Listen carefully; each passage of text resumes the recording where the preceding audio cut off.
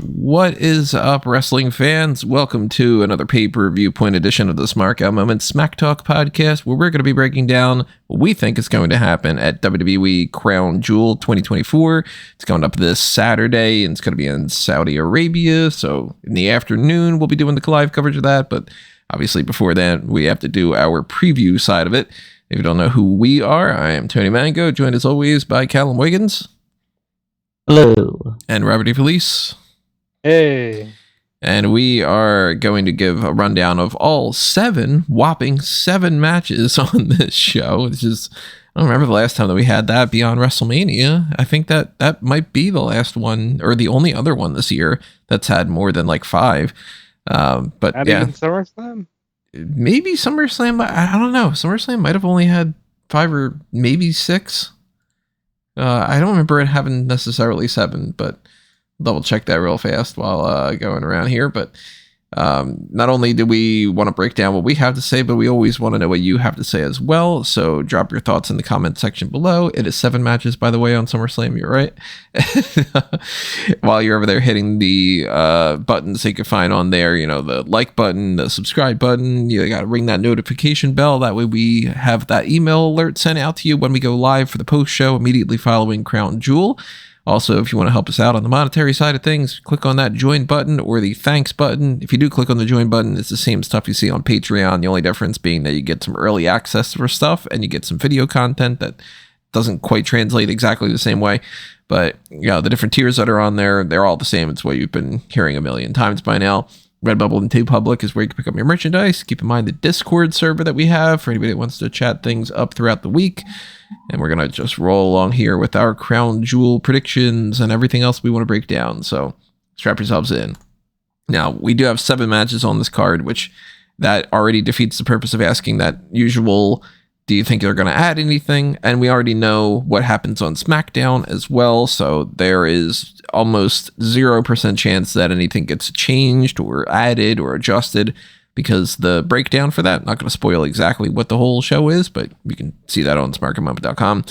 The setup is basically what we've got. So the only real thing in question is if they're going to impromptu add something to the pre-show, because that is a 2-hour long countdown again, or if it's going to be just the usual pre-taped interview segments and propaganda stuff and commercials and panel analyst breakdown things. I'm anticipating that they're not going to add any matches to it, but you never really know. So if they do, we'll talk about it when it happens. And we also still don't know who is going to be the 3 people that are in the Bloodline, because it's Solo, Sikoa, Tonga, Loa, and or Jacob Fatu. So let's start with that one, actually, because that one is something that hadn't really been like fully announced, but I guess they just figured, people see the spoilers, so we're just going to go with it anyway. We have a 6-man tag team match, Roman Reigns and the Usos against 3 members of the Solo Sikoa version of the Bloodline. I'm hoping, just for the sake of stretching things out in, I would think, the most realistic way, that Solo is the one that sits this out. Because to me, Tonga Loa, and Jacob Fatu are in that tier lower than Solo, and having Solo fight everybody already kind of kills some of the excitement of what we would get at War Games. Not all of it, obviously, because we still got to get Sami Zayn in there. We still got to get the cages and whatever other little gimmicks they plan on doing. But I think the 3 lower members make more sense. And then I think Solo Sikoa getting involved and doing something so the Bloodline wins is probably the strategy to go. And then maybe Sami Zayn comes out and helps them fight them off, and I'm kind of off to the races on that front. So I'm going to go on that direction of Bloodline wins. Sami comes out and helps them fight off the Bloodline after the match. I think while you make a lot of sense with saying Solo should sit it out, they also love to not put Tonga Loa in the ring. I don't blame them. So as much as it would make sense, and you can kind of go, oh, Girls' Destiny versus Usos, that's a dream match for somebody, I'm sure. I'm going to just play it safe and say they go with Solo, Tonga, and Jacob Fatu. Do you think that they're winning, or do you think that the Roman contingent's winning? See, Roman already won, which kind of takes a lot of the fun out of the issue here. But I also don't think the Usos should necessarily lose. That being said, I think Jimmy Uso, even including Tama Tonga, out of all the 6, is probably the most likely to take a pin. So I'll say Solo's Bloodline wins. Maybe Solo pins Jimmy. I think this is a pretty bad storyline. Just put it out there. This is very rushed from everything I've seen, because it feels like it's gone from 0 to we're here now in about like they've had literally since WrestleMania to do this, and it feels like it's all come together in the last 3 weeks. It's but very they always like do this shit, don't they? Yeah, it's dragged out and then rushed instead of perpetually just a slow build. Yeah. Specifically, the Jey Uso involvement has been very rushed, because we sat on this podcast last month before Bad Blood, and I believe it was Callum that said, yeah, they'll probably do Bloodline versus Bloodline next year at Survivor Series. And that's how slowly they were going at that point. Yeah, and then they woke up and were like, oh, we gotta do Bloodline versus Bloodline. Hit the fast forward button now.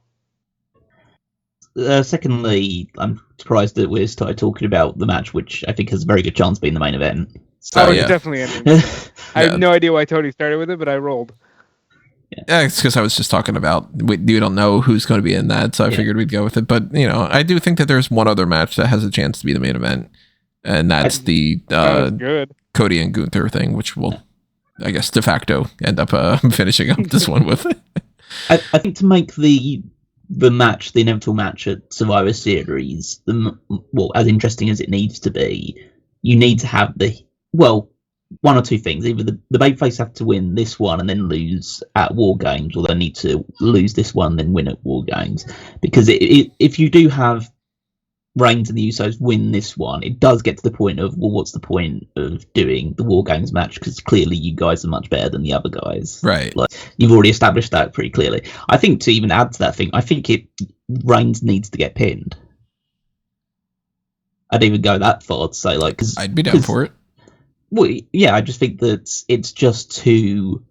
Because you have the Usos in there as well, so obviously they can take the fall, but it doesn't feel like Roman is.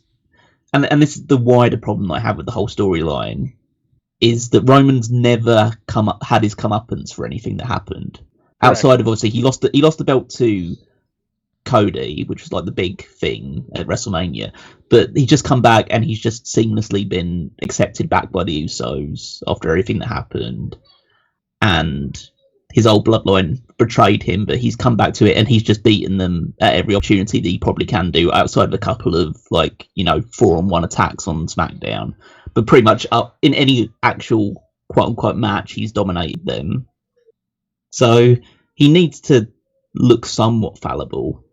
We need to look like he's in somewhat danger or somewhat doubting himself and his ability to become the tribal chief again for the story to have any real meaning or depth to it. So I would, if it was up to me to do that, I would have the match be Solo, Tama, and Tonga. I'd have Jake Fatu be on the outside, even though I think he's the most interesting wrestler of them. I think that you need to continue to sow the seeds that Solo's intimidated by Jake Fatu, and so tries to keep him out of the spotlight and just use him as his weapon of destruction. And then I'd have Solo pin Roman Reigns. Because eventually this needs to lead to, the inevitable thing is WrestleMania. This is Rock and Roman, but better be at least. But in the short term, you'd imagine that means that you're doing Solo and Roman 1-on-1 at Royal Rumble or something. Either Saturday night's main event, or Royal Rumble, or Elimination Chamber, or something along the way to WrestleMania. I really hope they're not trying to stretch that to Mania. Yeah, but so in order for that to happen, you need to at least establish that Solo can beat Roman Reigns, because at this point, no one believes that Solo can beat Roman. Right. So you have to at least from a storyline perspective, give the idea that Solo, maybe not on equal footing as Roman, but he can beat him, to add that seed of doubt into things. So If it was up to me, I'd say the Bloodline should be, well, the new Bloodline should beat the old Bloodline, but with my just WWE hat on, I think they'll just have the babyfaces win because it's in Saudi Arabia and they just want to make them look as good as possible. The annoying thing for me is this was my argument a month ago. Like I said, going into Bad Blood, Solo needs to pin Roman even if Jacob does all the work. And now they've gone a full month where it's kind of like, again, with the exception of a one-night issue, now, like, the Bloodline doesn't feel weakened, you know? I do think that Solo needs to win, and I do think Roman should pin, but I think, honestly, they're going to just probably have him pin Jimmy. And I think even more so, it's a shame, because as Callum said, Roman never really got his comeuppance. I talked about this in the build to Mania. He didn't really get much comeuppance there either, because he still sort of whooped Cody's ass on the road to WrestleMania. He lost once in like the last 5 years, and people are acting like he's completely a crestfallen hero here. I don't know. I agree that it's been a very rushed storyline, but I also fuck it. It's good. It's better TV than some other things this company can offer. I'd rather them rush it than to drag it out even longer and be like, let's wait until next year. So it's not as good as it could be, but the match should still be kind of fun. And I do think that Sami Zayn's going to come out and he's going to get a huge pop, and they'll have a fun moment. Well, I think if he comes out, like, I think he's costing the Bloodline accidentally, but I think because that's the route they're going. Costing the good babyface Bloodline, you mean? Yeah. Because they don't know if they can trust him because, well, hey, we saw him talking to Solo, and what the fuck? And he was trying to tell Jay, rightfully so, by the way, he was trying to tell Jay, hey, man, you don't need to just throw yourself back in this.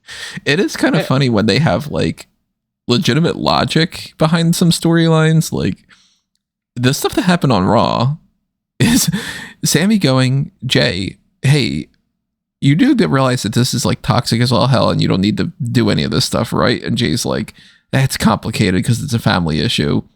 You wouldn't understand. You're just more like an honorary family member because we called you the honorary Usos. And then Sammy's like, well, now I'm kind of upset. I thought we were cool.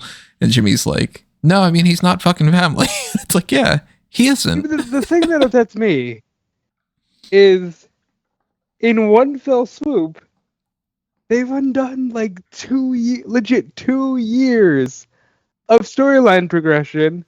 And we are right back to where we were before the first War Games, when it was like, well, Jay don't like Sammy because Sammy's not family. What happened here? Does this mean that we're all just gonna go back to like the big full circle moment is just Roman versus Brock Lesnar at WrestleMania 30 again, or 31 or whatever? It's just gonna be that scenario. And we're going back to the idea of, this is all just leading to, I know this isn't the big part of it, but this is all just leading to Sami Zayn, Kevin Owens feud again. Oh my god, yeah, probably it might be. It might be. We got to talk about two things with Kevin Owens when it comes to this card, I think. But that would be pretty wild if it leads to them, because right now the way it's going, I can see it also leading to them being like kind of outcast, like, okay, fuck it, we wasted all this time and nobody cares, so we're just going to be mad at everybody now. But I would hope that it doesn't end with them fighting again. Jesus Christ. Well, the whole thing is like, because with Owens, he has no friends. Hill, but it's and it's the idea of how pissed is he going to be that Sammy's teamed up with the Bloodline again after everything that they went through. Like, so Kevin will be justified in that way, but he'll be on the heel side of it. That's my issue, is he's completely fucking right. Like, well, yeah, exactly. Well, that's the whole thing. And Sammy's completely right about this, but they're going to obviously treat him like the dick in this scenario because everyone just wants to see the Bloodline back for some reason. They don't really mind the fact that Roman's not apologised for anything that he did. It's like that doesn't actually matter. Spoiler It's like, for SmackDown. We know they're going to air their grievances, and I haven't seen the full segment, but I know that Roman says yeet, and that seemed to be enough for people. Oh, it seems like the that's segment. the universal language. Yeah, it seems like the segment is essentially Jay being like, "Look, don't disrespect me. I don't really like this. This isn't something I'm 100% on board with. We really got to get on the same page. We have to be equals. We have to do this. You didn't apologize for that. I'm still mad at my brother. I'm still like laundry list." And Roman's like, yeet. Yeet. And then everybody's like, all right, it seems like that's what's going to happen. So. And by the way, just, yeah. I love, they all have great charisma and great chemistry. They do. But it's so funny that at the end of the day, Jimmy Uso really has become somebody who needs this storyline because because clearly the singles thing was not going to work out for him. And he's just like, fuck yeah, I get to be an Uso again and team with my brother and be in the main event. And Jay's like, all right, I guess. Yeah, it's so funny that it's gotten that far. Let's move on to a completely different scenario that's going on here. We have a triple threat match for the United States Championship. LA Knight against Andrade against Carmelo Hayes. And if you hadn't been watching the series of matches between Andrade and Carmelo Hayes, it started out as just one match. Then it ended up being, I guess we're just going to do that again. Oh, look at that. Now we've got kind of a rubber match scenario going on, even though it was 2-0. Sure, let's do a rubber match anyway. And it's gotten to the point that the best of 7 series ended with LA Knight going, nah, I'm the winner. And that led to a rare situation where the SmackDown general manager, Nick Aldis, punished a babyface for fucking over a babyface and a heel and said, you know what? If you don't want to fight one of them, you're going to fight 2 of them, and it's going to be a triple threat. It's odd that they kind of booked LA Knight as the heel in that, despite how Carmelo Hayes is definitively the heel in this, but it's kind of making me think that they're switching things over a little bit. That doesn't surprise me that they booked LA Knight as their heel because essentially LA Knight is booked as, you know, The Rock or Stone Cold in the same sort of vein as them, and they would just do whatever the fuck they wanted and get cheered for it. I think the difference is that LA Knight doesn't have the charisma of The Rock or Steve Austin, so he will get booed for this eventually. But, you know, he's got a catchphrase, so he might get through. But yeah, the whole him just, you know, end in the match and just say, oh yeah, I'm the winner of this match is very much something The Rock would do as a special guest referee back in the early 2000s. So, you know, and that's just basic. He's just a carbon copy, pretty much, just less charismatic and more white. First of all, he's not The Rock. Second of all, it's a stupid move. It's a stupid move then.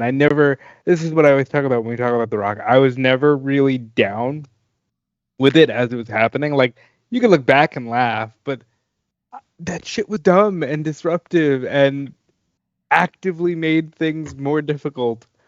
And this is the same way. I just kind of hope they get the belt off him here. I'm hoping that Carmelo Hayes wins the title. That is the move for multiple reasons, but I'm not gonna lie. When all the drama came out in October with people realizing, oh, there hasn't been a black guy in a singles match. But I don't even know if I said it on this podcast, but I know I said it a lot. The first thing I would do is just, okay, wait and see, and then hot shot the U.S. title to Carmelo Hayes, and then make sure he's on every show. And I think they're in a good spot to do just that. Because nothing really gets the punters back on side than token gestures like that.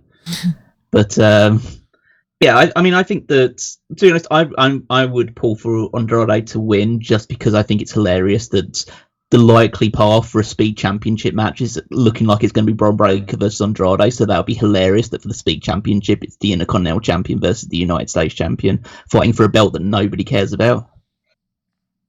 Is that actually like what they're building towards? Bron Breakker's in the tournament to crown the no way he's number 10 for the Speed. Oh, well, yeah. So it goes to show how little I pay attention to Speed.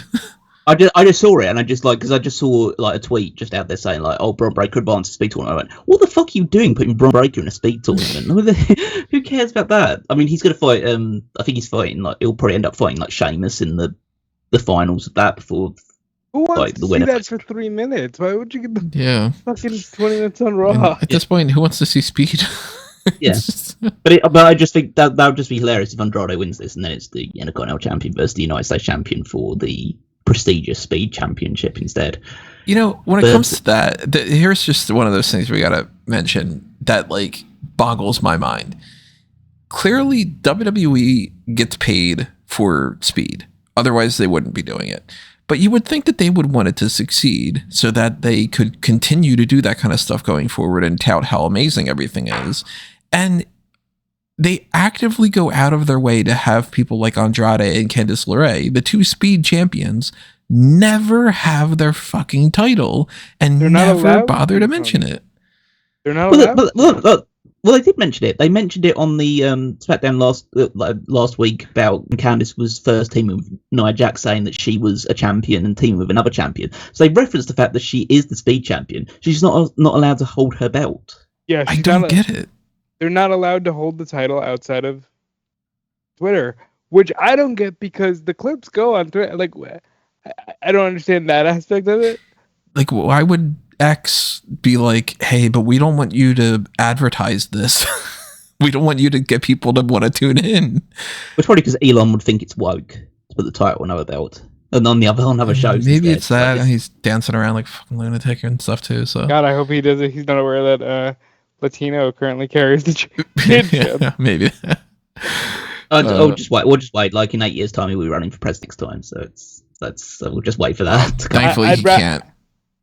Oh, because he was born in South America, right, or South Africa? Or something. Listen, Donald Trump can change those rules in the next 4 years, and then Elon can run. Not if he fucking loses. Crossing my fingers that in a couple weeks we could just breathe a sigh of relief instead. But getting back to more important, the United States title, triple threat match. The real United States thing going on. The real United States title. I think that they'll probably just have LA Knight retain. I just think that if they are going to switch titles to one of those two in the future, it'll be on a one-on-one match. But maybe, this is the opportunity to do it without pinning Knight. But I just think that they'll just let Knight retain this one. I'm kind of hoping what happens here is that Melo pins Andrade.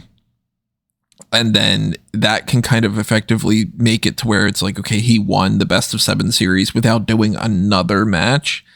And then LA Knight can say, hey, you won the title without pinning me. So now we have a one-on-one match. And then LA Knight loses that one too.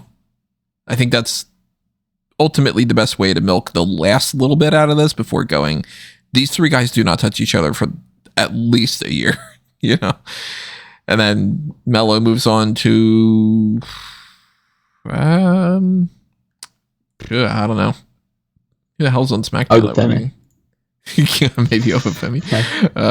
Who would be on SmackDown? That would be worth. Can't be AJ Styles. He's. It could be AJ. Can't it? No, he's injured as well.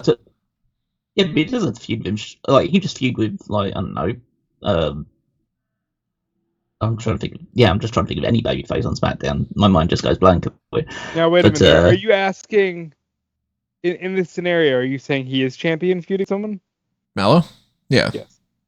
Okay. You could bring back Shinsuke, turn him face. You could do that. You can bring back Shinsuke.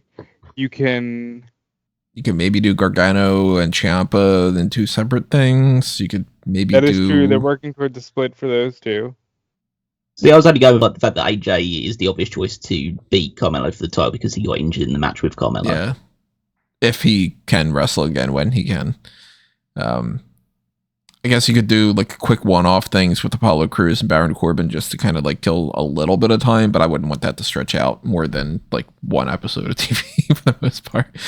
I mean, they can play around with some other ideas. Yeah, turn Santos into a contender or something. But why is this roster doo-doo? Like, what the hell? They got really good people. It's just that they're spread out through, like if they would have bothered to build Montez Ford into a single star, then that could be good. But Street Profits are very firmly in the tag team division. And you got like Logan Paul's fun, but he's a heel and he's only around every once in a while. And, you know, we got Motor City Machine Guns, but now they're the tag team champions, which that was very surprising. Another thing for us to talk about when we talk about the hot tags. So I'm going to go with Carmelo Hayes. I think that,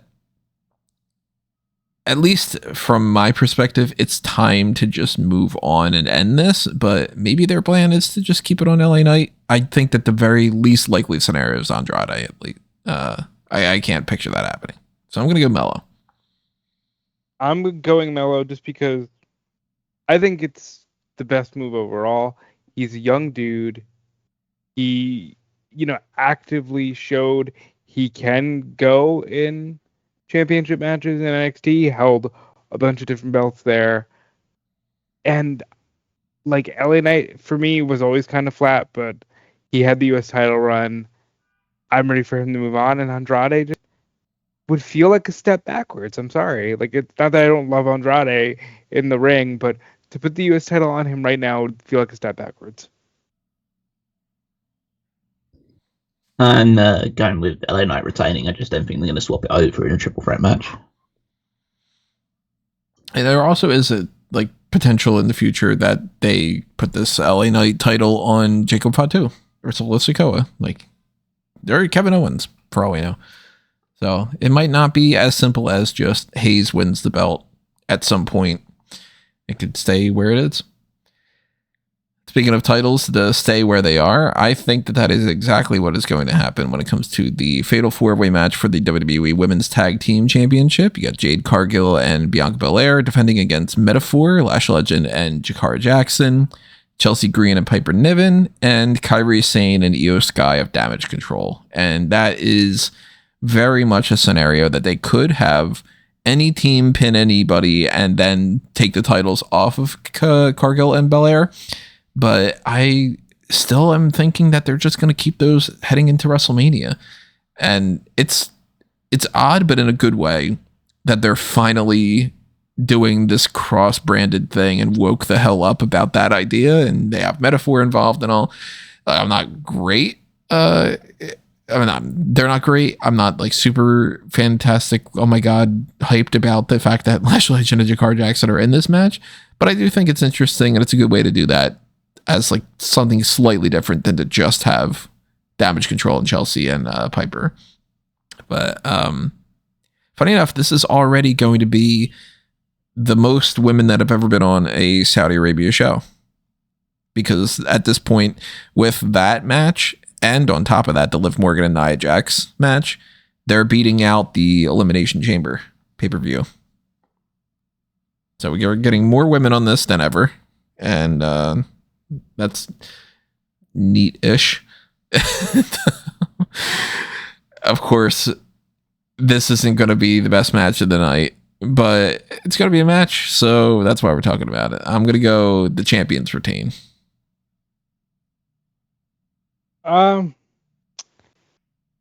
They like taking the belts off them in multi-team matches. I'd love to see Metaphor win here, just because it shakes things up. But I think, gun to my head, I'm going Damage Control wins the titles. Yeah, unlike the triple threat match earlier, I think Fatal 4-Way is the perfect opportunity to take the titles off Cargill without the pin, because this is essentially the way it works for them. So I think they'll go with Damage Control. I would be quite curious to see whether they decide to just push the Metaphor thing very quickly and just go with Lash Legend, Jakara Jackson, because they have been featured quite prominently since appearing on the main roster. I definitely don't think that Chelsea Green and Piper Niven are going to win the belts back. But yeah, my gut says Damage Control wins the title here. All right, so let's switch to one of the singles matches. Seth Rollins versus Bronson Reed. As basic and generic as this is, I've been enjoying it. It's a simple enough storyline. Bronson Reed does a bunch of tsunamis and takes Seth Rollins out. Rollins comes back and he's like, yo, motherfucker, catch these hands. And that's it. That's all you need. and then they just keep beating the crap out of each other. So whether this ends up continuing and going into some kind of a gimmick match at Survivor Series is definitely a possibility. Or they do something on the episode of Raw prior to the Survivor Series or something along those lines. I still think that they probably should fight in like a last man standing match or a street fight or whatever it might be. But I'm going to go Seth Rollins just wins this because there is a strong possibility as well that they don't do that. And that this is as simple as Rollins gets the victory, beats Reed, and then we move on. I'd rather Reed win, but I think Rollins is. I think Rollins is probably going to win, but I hope it's a strong enough showing for Reed to where he doesn't just drop down to the bottom of the card.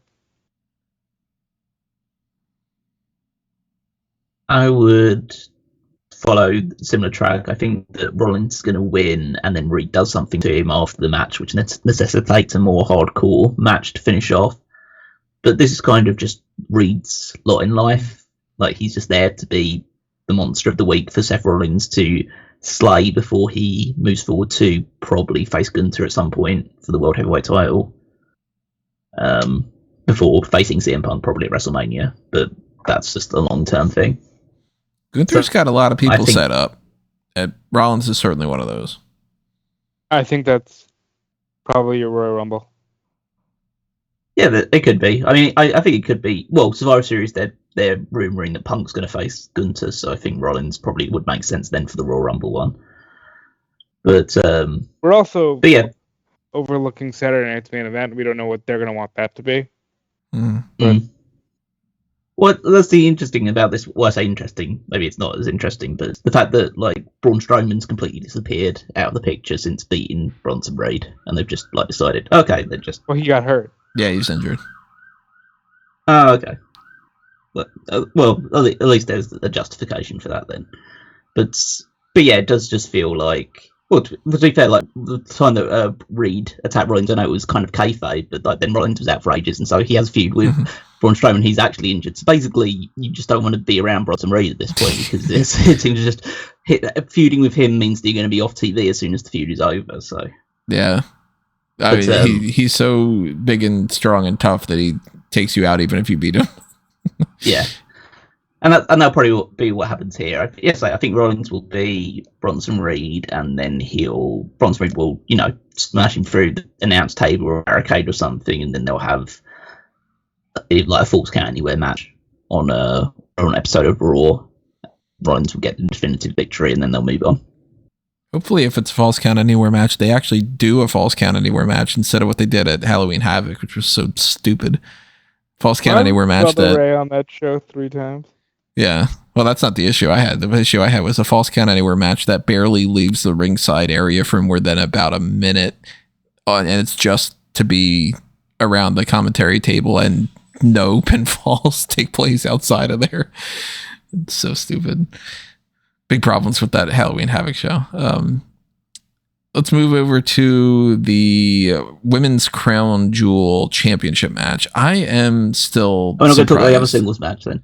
I'm going to rip that into the next one. Okay, sure, fine. I'm still confused as to why they're doing this. Not that they're doing the Crown Jewel Championship thing, which I said before, I like the idea that they're doing this because I like that they're doing basically what they had done to a lesser extent at Survivor Series, and they're applying it. Because I always thought, hey, if you have the 2 champions and all, you should do a champion versus champion thing because it's a fun and interesting concept. I just wish that they would have continued to do that at Survivor Series, or if they wanted to separate it from Survivor Series, to continue to do it as bragging rights or Worlds Collide, and to do, the 2 mid-card champions, the 2 tag team champions, the 2 women's champions, the 2 world champions, and kind of continued to do that. But we'll slowly, I guess, getting around to some of these ideas. But even more so, what's confusing to me, though, is that they didn't take the title off of Liv Morgan and make this Rhea Ripley versus Nia Jax, because Liv Morgan and Nia Jax, the match isn't going to be all that great, and there's nobody to cheer for. You kind of de facto have to cheer for Liv Morgan in some ways because she's kind of it's easier to like support her, at least in my point of view, than Nia Jax. But now they're doing a thing. Spoiler alert for SmackDown. Tiffany Stratton is like, well, I might cash in on either of you. And if I cash in on Liv Morgan, do I get Dominic Mysterio? Which I think is kind of funny.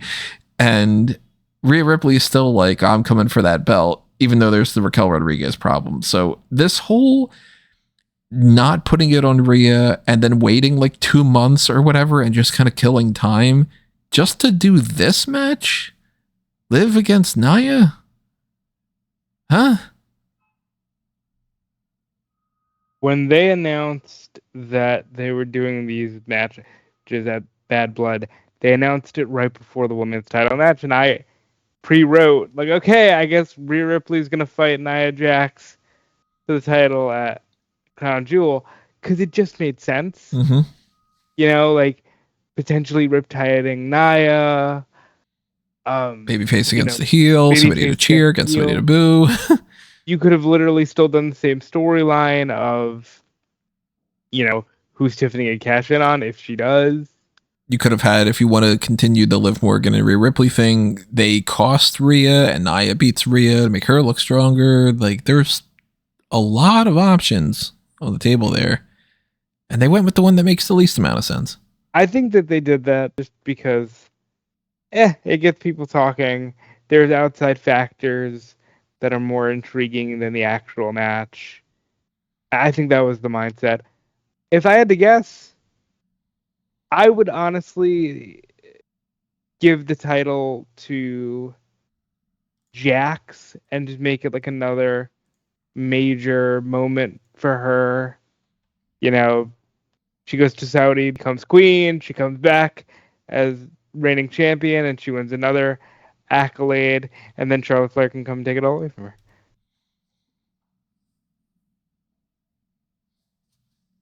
So the match itself is kind of just window dressing, really, because the whole story is built around whether Stratton is going to cash in or not. So the match itself, it doesn't actually really matter who's involved in the match, because that would just be the background of the story anyway. And that's the whole thing that's been built around. It's not really been like, who's the most dominant women's champion out of us two. It's more, I want Tiffany to cash in on you, but we'll try and sow seeds that Tiffany's going to cash in on Nia instead, and that's basically the entire story. It would be quite interesting if, like, Tiffany just does this kind of, the Seth Rollins approach of, I'm going to make this a triple threat match, and then the story being, whichever one she pins, she wins their title. That would be very clever. Because we've never been in a situation where it's a champion versus champion match and someone's cashed in. We know how much they like to do things for the first time ever. So it'd be like this whole story of, if Tiffany pins one of them, not only does she win that women's title, she also wins the Crown Jewel championship as well. What if it's like she cashes in and she pins one of them, and it's like, congratulations, you're the Crown Jewel champion. You didn't win the other one because that's the only belt that's on the line in this match. I think that would be so stupid of them to do that, but it would be something that would make me laugh. Yeah, but I think that probably the more likely scenario is that the cash-in is just a red herring, and realistically what will happen is that Rhea Ripley or someone will get involved and take down Liv, and Nia just gets the victory, and then they still have this uneasy alliance between her and Tiffany. But I'd say that Nia Jax is probably the most likely one to win. If Tiffany does cash in, then I think she's cashing in on Nia. I think she'll win the WWE Women's Championship and just continue that route. But they seem like they're at least tentatively pushing a single match between Nia Jax and Naomi for the title. So maybe they'll just. So I think that even though it's the main focus of the story, I think it just ends up being a red herring that they don't follow through on, and they just have Nia beat Liv and win that Crown Jewel Championship. I'm leaning towards Nia winning this more than Liv for almost no reason other than if Nia can win and be standing tall, that's less of a reason that Tiffany can cash in. And if she's teasing that she would cash in on Liv and or Nia, it can't be that like either one of them is taken out to too crazy of a level, and then Tiffany doesn't cash in. So I think Tiffany needs to get taken out, maybe by Raquel, just to stop that. And I got a feeling this is just going to be a mess, and that I'm not going to really enjoy it. But I don't think any cash-ins happening here. I don't think anything super crazy is going to happen. And if this is just a means to continue the Rhea story or to continue the Tiff story or whatever it might be, I wouldn't be opposed to a cash-in on Nia. I just don't think it's going to happen. So No, it would be fun if she tried to cash in on Liv as a way to be like, not only am I getting a world title, I am escaping your abuse. yeah. Like, I don't have to deal with you. You're on your own. I'm on Raw. And then Charlotte's like, me too. Yeah, nope, I think she's going right for Nia Jax. But I think it would be interesting if... Is there a better time to cash in on somebody like Liv Morgan if it's not after she's been hit with the Annihilator? Like, just pin her again. True. She did just get squashed a second ago. So just run into the ring, toss the briefcase, and lay on top of her, and you're pretty much good. But if Dom is involved and that's another person on the outside, maybe the whole thing is just to do enough people get involved that Nia Jax loses or something. I think if you flip a coin, it really doesn't matter. So I'm going to just say Nia. What were your picks? Yeah, I'm going with Nia, no cash in, but I've talked myself into maybe it's more possible than I thought. I'm going Nia without a cash in. All right, so that makes 3 Nia, no cash ins. Nia gonna get a cash in on that one. So we have 2 more matches to talk about here. Kevin Owens versus Randy Orton. Randy Orton came out at the beginning of SmackDown on this last episode, and he called out Triple H, said, I want a match with Kevin Owens. Triple H said, nah, your back's too messed up. I'm trying to help make sure that you don't get screwed up. And they eventually decided on doing the match anyway. So I feel like Kevin Owens absolutely has to win this match. Yeah. And obviously they want to do another Kevin Owens and Cody Rhodes match. So I'm also going to talk about this, and we can just combine them together. The men's Crown Jewel Championship match is Cody Rhodes against Gunther. We'll dive a little bit more in detail, but I'm just going to spoil where I'm going. I think Cody Rhodes is losing that match because Kevin Owens costs him it. Because it's much better to give the Crown Jewel Championship to Gunther. It's easier to justify Gunther coming out there and being like, I won the King of the Ring, and I won the championship, and I won the Crown Jewel title and all this, and I'm so great, than to give that extra bonus championship to Cody and run the risk of people being annoyed with him, kind of the John Cena thing. Plus, if you get Kevin Owens screwing over Cody Rhodes, then that furthers that, and that justifies even more so Cody Rhodes versus Kevin Owens at Survivor Series. Even without all the Kevin Owens stuff, I still think Gunther would win here because this is the perfect chance to beat Cody. His title's not on the line. He loses nothing if he loses here. Mm-hmm. And it's a good chance to raise Gunther, raise the prestige of that title if something like this would do anything for you. Probably not to this audience, but maybe a young kid out there like goes, oh well, Gunther beat him. I care more about that belt now.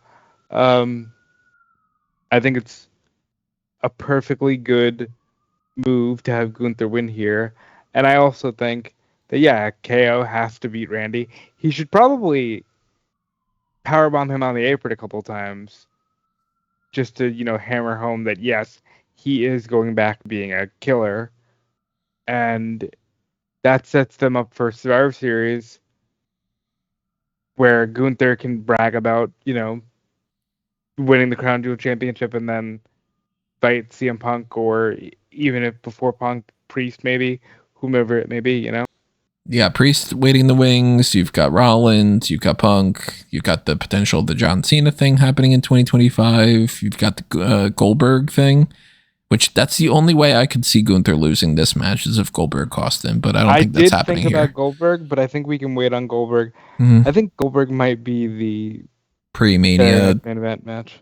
Oh, see, I'm thinking pre-Mania, whatever that Saudi show is going to be. That it's like... Maybe. But at least Saudi just before Mania anymore. Didn't they last year? No, they did. No, they did it after. Yeah, they did Australia beforehand. It was after. Wait, where was Elimination Chamber was like France or something. That's right. Yeah. Yeah. Well, maybe Royal Rumble is Goldberg. Yeah, whatever. I thought that might be the case. I thought that might be a case because it's the perfect time to do a really short match. Is it the Royal Rumble show? It was not France. It was French Canada though. Yeah, if they do Goldberg at Royal Rumble, then they can put Rollins and Punk both in the Royal Rumble match. That boosts that. And they can, one of them can eliminate the other one. And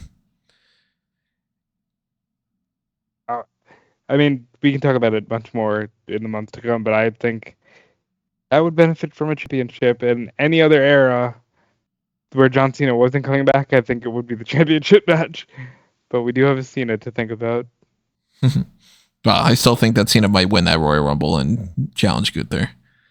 But I think, obviously, first steps first, you got to have Gunther win this match. And I think that Owens beating Orton and then costing Cody is how they're going to play this out. Yeah, I think that would be the sensible route to take. You should have, if your plan is to do Owens versus Cody for the world title at some point, you should have Owens beat Randy Orton and show a bit more of an aggression, a vicious streak by beating him, maybe like fulfilling the worries that Triple H had. I mean, also poor Triple H, by the way, having to be dragged out on TV again. God, he just wants to stay behind the camera and do the stuff behind, but he's constantly being brought on camera.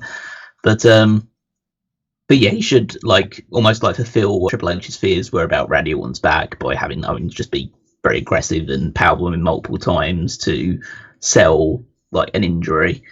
And then cost Cody Rhodes in his match with Gunther and then firmly establish that he's the challenger and he's got an opportunity. I think they're going to have Randy on Kevin Owens. Because that's just what they do. And this is it's just the route they will take for this thing. Because the idea is that they'll have Randy Orton beat Kevin Owens. Kevin Owens will get super frustrated, then beat down Randy Orton afterwards, and then interfere in the Cody Rhodes match because he's so frustrated about it. And they'll just, because this is what they do with these things. They always push people into the world title matches on the back of no wins, but by being a pain in the champion's backside. But they don't actually Cody a lot this year. Exactly. So I don't think that they're going to change their patterns here. I think you have Randy Orton win because Randy Orton is super over in Saudi Arabia, and so he gets the victory and he gets to celebrate it with the crowd before getting taken out by Owens, and then the crowd boo even more because they've taken out. He's just showing sour grapes, taking out Orton, and then he goes and costs Cody Rhodes afterwards, and then he at least feels in this environment like a super heel going in to face Cody, even though he just doesn't win matches anymore. Do you think that Kevin stands a chance at beating Cody? No.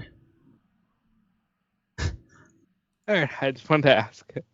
I think well, he should, because it would be interesting and it would be different, but it does feel very much in the pattern of, guy wins world title, only can possibly lose title at SummerSlam and WrestleMania, and that's it. And that's basically been the WWE pattern for the last couple of years or so. Just feels like they're the only two shows where major title changes happen. Yep, and that's the reason why, while a lot of people have been complaining, I have not had a single negative thing to say about the Braun Jay quick switches, because fuck it, that's good. We need to break that cycle. And then I think that obviously there might be the long-term goal of doing Cody versus Randy at WrestleMania if they decide to go down that route. Really hope so. I hope that's the WWE Championship match. I don't I'm not going to be watching anyway, but if I was watching, that would probably be the thing that would, if I hadn't stopped watching WWE, that would be the reason that I'd stop watching WWE. Because of headlock? Well, it's because it's Randy Orton, the main event match in 2025. For the World Championship. It's can we move on, please? Do something different, ever? Yeah, and like I get what he's saying though, because Cena I think is special because unlike Randy, Cena hasn't So really been Cena was a around. franchise player. Cena is your Rock, Stone Cold, Hulk Hogan level star. Randy Orton's never been that star. That's the reason why he's just still in WWE. So that's just like, that's your gold watch type match. To me, that's the equivalent of main event in All In with Dustin Rhodes challenging for the world title. It's like, okay, it'd be a cool moment, but it's like, there are probably other options out there that have more long-term staying power for your company than just putting Randy Orton I in might another have world said title match. Jericho. I mean, I think Dustin Rhodes is a bit harsh. I would have said Jericho, but I get Yeah, it. okay, maybe a bit more for Jericho then. But the point kind of stands. It's case Randy Orton's a perfect guy at this stage of his career to be, a B pay-per-view world title match, maybe even the Royal Rumble because there's less focus on that one. But WrestleMania, really. I think if it was anybody other than Cody, I'd agree. But there's too much history there that makes that more intriguing. If it was like Randy Orton challenging Roman when he was champion, then that would be like, oh, come on. It's like, why are we doing this? I mean, I would be fine with it if the argument is that world title match isn't the main event of one of the shows. Oh, I don't think it will be. Yeah, because that doesn't feel like it's a main event of WrestleMania. I think it's the Cena match and then the Roman match. That's what I kind of think too.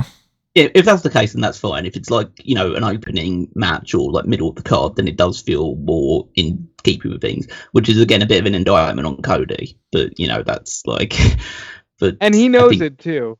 He knows. That's why he in every interview he's been saying, "My only goal is to make sure I main event WrestleMania." I think in any other scenario, if you don't have the whole Cena thing and you don't have the whole Rock thing, and also for that matter, the Rollins and Punk thing, like you're gonna get some people that are gonna argue for that, even though that definitely shouldn't be.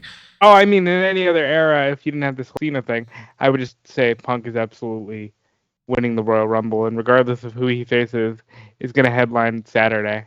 Yeah, but we have John Cena. Like, yeah, it's changing up things a lot. Always a bridesmaid. Punk. So sorry. Every time Punk gets like a sniff of that main event, he either gets injured or somebody else like Cena comes in and just goes, never mind. But yeah, my ultimate pick here, at least, Owens beats Orton. Owens costs Cody and Gunther wins. Owens beats Orton by referee stoppage.